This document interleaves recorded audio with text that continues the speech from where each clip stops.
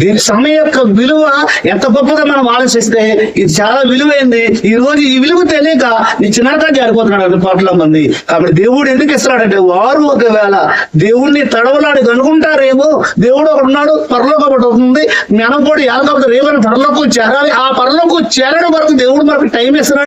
యేసుక్రీస్తు నామములో ఈ కార్యక్రమం వీక్షిస్తున్న సహోదరుడు సహోదరులకు వందనాలు.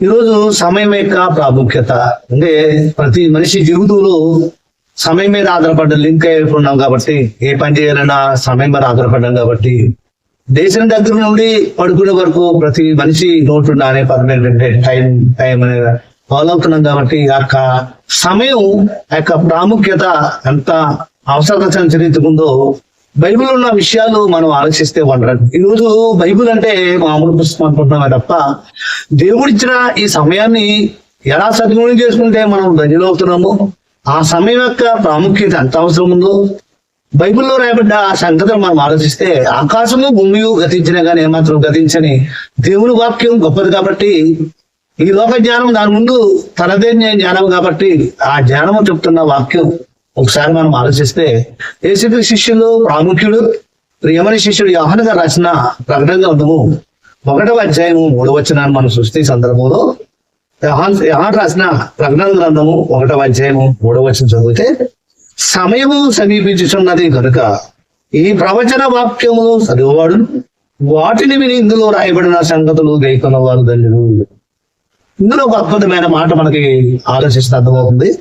బైబిల్ కి ఉన్న పేరు ఏంటంటే ప్రవచనములు. ఆది కాలం నుండి ప్రకటన వరకు ఉన్న వచనాలు ఏమంటే, సమయము సమీపించుచున్నది కనుక ప్రవచన వాక్యములు చదువువాడు వాటిని విని ఇందులో రాయబడిన సంగతులు గైకొన్నవాడు ధన్యుడు. అంటే మనం సమయం యొక్క ప్రాముఖ్యత ఏంటో మనం ఆలోచిస్తే, దేవుని వాక్యం వినాలి, దాన్ని చదవాలి, గైకొన్నప్పుడు ధన్యుడు అని చెప్తుంటే, అంటే దేవుడు మనకి ఇస్తున్న ఆయుష్కాలము ఈ సమయాన్ని సద్వినియోగం చేసుకుని మన సొంత పనులే కాకుండా మన పనులు ఎలాగైతే సక్సెస్ చేస్తున్నామో, ఆ దానికోసం ఎలాగైతే ఉరుకులాడే పరిగెలేస్తున్నామో, దేవుడు ఇస్తున్న ఈ సమయాన్ని దేవుని కార్యక్రమాలకు ఉపయోగించగలిగితే, ఇక్కడ ఒక మాట చెప్పుకొస్తున్న బంగారు వాక్యం, దేవుని వాక్యం విని 2 చదివి 3 దానికి అయిపోయినారు అన్నాడు. అప్పుడు ధన్యుడు అంటాడు.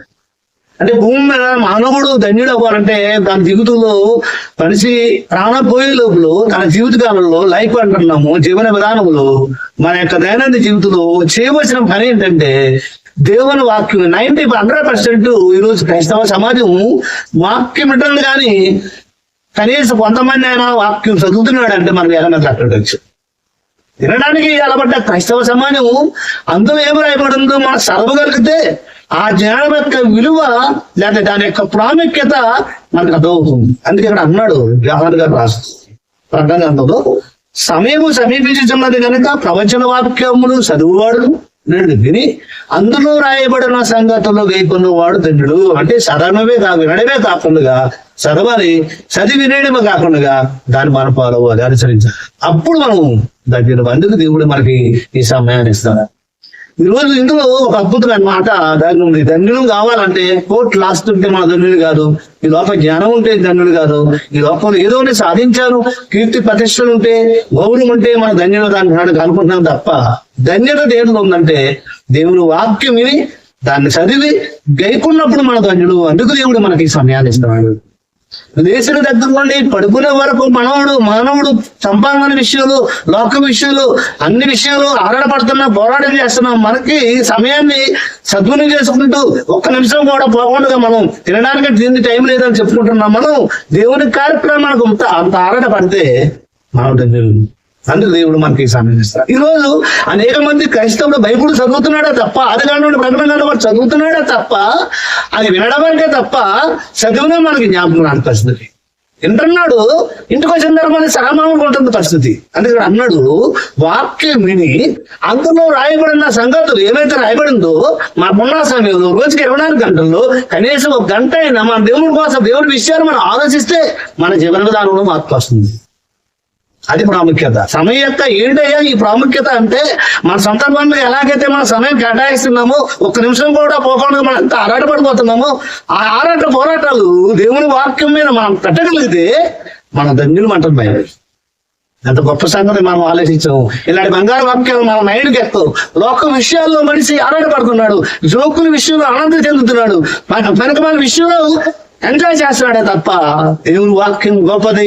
మన మరణం తర్వాత ఈ జ్ఞానమైన వాక్యం పరలోకం తీసుకెళ్తుందన్న ఆలోచన ముఖ్యంగా చేతుల బైబిల్ పట్టుకున్నాం మనకే అర్థం కాని పరిస్థితి. అందుకే యోహాను గారు చెప్తూ ఈ ప్రవచన వాక్యాలు విని ఇందులో రాయబడిన సంగతులు గైకొన్నవాడు ధన్యుడు అంటే వినడమే కాకుండా 100% ఈరోజు క్రైస్తవం ఏముంటుంది, యూట్యూబ్ లో, ఫేస్బుక్ లో, లేదా ఆదివార చర్చల్లో, పెళ్లిళ్ళు అన్ని దిక్కుల వాక్యం వింటున్నాడు. కానీ అందులో ఏమి రాయబోదు, దాని సారాంశం ఏంటో తెలియకోకుండా భక్తి చేస్తున్నాడు. ఈరోజు కోపంలో ఉన్నారు క్రైస్తవ సమాజం. చేతిలో బైబిల్ పట్టుకుంటున్నాడు, 60 పుస్తకాలు వింటున్నాడు, కానీ మైండ్కి ఎక్కట్లే. చెప్పుకొస్తాడు బైబిల్ వినడమే కాకుండా ఆ వాక్యాలు చదవాలి, చదివిన తర్వాత దాన్ని మనం ఏం చేయాలంటే కొన్నవాడు ధన్యుడు అని మన జీవితంలో మన ప్రాణం పోయే లోపల దేవుడిచ్చిన ఈ సమయంలో వాక్యం వినాలి, ఒకటి వాక్యం చదవాలి, 2 3 వాక్యాన్ని లేకున్నాడు. అప్పుడు మన ధన్యుడు జరుగుతుంది. నిజంగా ఇసుకు దిగిపోవడానికి ఈ రోజు పరలోకం నుండి అనేక మంది చదవడం వినడంలో అలవాటు పడిపోయాడు, వినేసి వెళ్ళిపోతున్నాడు, చాలా అనుకుంటున్నాడు. ఆదివారం ఉన్న సోమవారం కనపడదు, నేను ఉన్నాను కదా, నేను మంచిగా అనుకుంటున్నాడు, కానీ చదవలేని పరిస్థితి. చదవచ్చు కూడా బైబిల్ చదవడు. ఈ రోజు ఏదైతే గొప్పదంటున్నామో, ఈ రోజు లోకాల నుండి కలగజేసిన ఈ వాక్యం ఎంత గొప్ప వాక్యాన్ని మామూలు వాక్యంగా ఎక్కేసి మామూలు పుస్తకాలు ఎక్కట్టి పరిచయం పెడుతున్నాం. కానీ వాక్యం మనం చదివి దాన్ని గైకొని దాన్ని విన్నప్పుడు మనకు ఇందులో జ్ఞానం మనకు అర్థమవుతుంది. ఎప్పుడైతే వాక్యాన్ని మనం చదువుతున్నామో అప్పుడు ఆ జ్ఞానం మనకు అర్థమవుతుంది. అర్థమైన తర్వాత దాన్ని మనం ఏం చేస్తాం, మనం గైకుంటున్నాం. అందుకే దేవుడు ఇస్తున్న ఈ సమయాన్ని మనం ఏం చేయాలంటే అందుకని అంటున్నాడు యోహాను గారు రాస్తూ, ఇందులో సమయము సమీపించుచున్నది కనుక ఈ ప్రవచన వాక్యమును చదువువాడు వాటిని విని ఇందులో రాయబడ్డ సంగతులు గైకొన్నవాడు ధన్యుడు. మనం అనుకుంటున్నాం 70-80 సంవత్సరాలు బతుకుతారు కదా, తర్వాత వాటిద్దాం అనుకుంటున్నాం. కానీ మన విరోధైన సాధారణకు అర్థమైందంటే సమయం తక్కువ ఉందన్న సంగతి.